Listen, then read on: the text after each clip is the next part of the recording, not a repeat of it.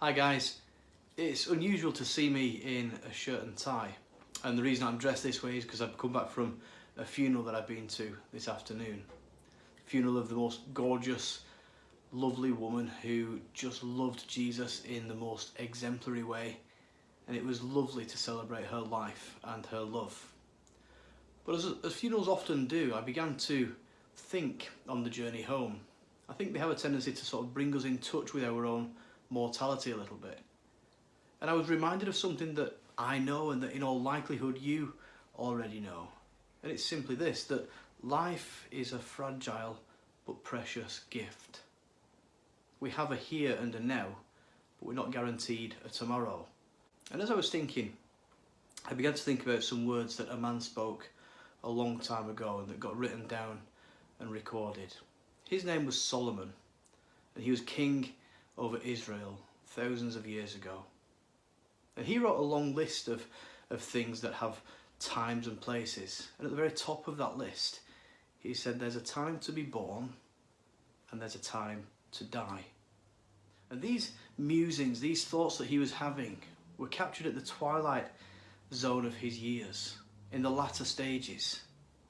But this wasn't a man who'd had to make do and limp along and sort of scrape by as the days passed. This was a man who knew what it was to have everything that he wanted.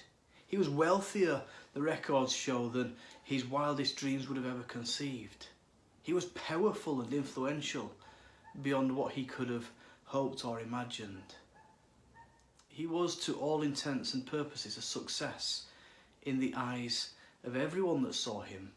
And certainly he'd accomplished and achieved everything that he had set out to accomplish, and yet his summary of all of that was that it was meaningless, like chasing down the wind. That having got that which he longed for, he found out ultimately it didn't satisfy. Solomon, like so many people in this day and age, had put all of his eggs into one basket, and the basket was the this life basket. He lived a quite hedonistic, quite YOLO life. You only live once. Chasing pleasures and pursuits and things that he thought would make him feel good, feel satisfied, feel contented, and yet repeatedly frustrated by the fact that they didn't. But he came to a realisation in his latter days that's captured in these words. He said, "Whatever God does endures forever." So he came to an awareness that there was more than just this life. There was actually a forever that starts before our time on this earth starts and goes on after our time on this earth has finished. And I want to simply say to you this day that there is more.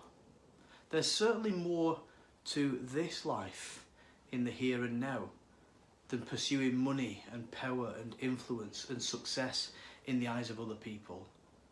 Even if you achieve it, which not that many do, but even if you do, it won't satisfy you. You'll always want that extra bit of money, that next bit of influence, that next promotion, that next career change. It can't satisfy. It's not able to satisfy. I wonder if we took a different view of the 70 or 80 years that we have, how that would affect what we did, what we pursued, what we invested in, how we conducted ourselves, where we put our energy and affections. I wonder, instead of pursuing the things that can't satisfy and that actually we leave behind when we go to the grave, what would life look like if we invested in things that do last forever? What would life look like if we began to invest in others sacrificially, loving radically, being unimaginably generous with our time and our money and our resources? And if we poured ourselves out for the sake of other people, what might that begin to look like? The possibilities are endless, I'm sure you'll agree. And I wonder if you'd be willing to join me on this adventure of living not just to amass and accrue for the 70 or 80 years that we're here, but to invest in the things that are eternal, the things that are going to last beyond our lifetime and the things that go beyond the grave. God bless you guys. I'll speak to you soon.